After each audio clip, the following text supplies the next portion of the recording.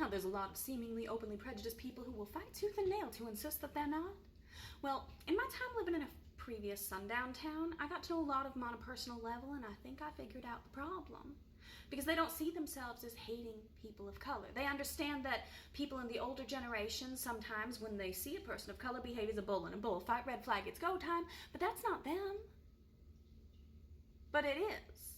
They can't tell because in order to see that they're on the path to becoming that, they would have to acknowledge that many behaviors that they and their loved ones have deemed acceptable are in fact harmful, such as the jokes that they make, insinuating that negative personality traits can be associated with physical features, such as skin color.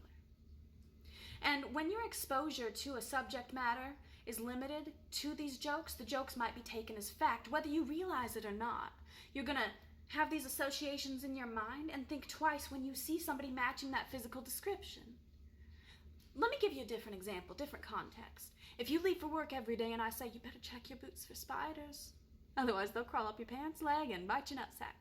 How many times did I have to make that joke before you start actually checking your boots for spiders, even when you didn't before?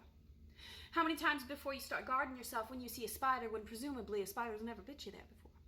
That's because what I've said is at the forefront of your mind, and all the facts about which spiders are dangerous are back in 7th grade biology when you wasn't paying attention.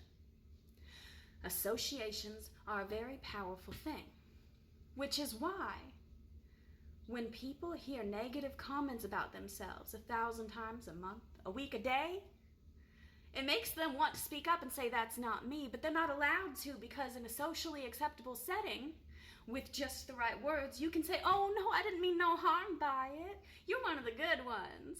But it's all fun and games till somebody gets hurt, and when somebody's telling you they're hurt, you need to step up and acknowledge that. Because when you hammer down your right to make these jokes, that's when you become the stereotypical racist that you think you're not. Because you get emotional. You get defensive. You get angry.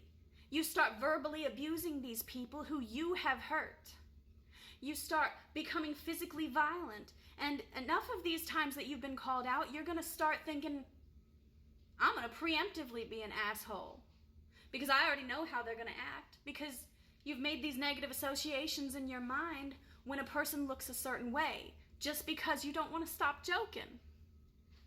But a joke, the prerequisite for a joke is that it's supposed to be funny.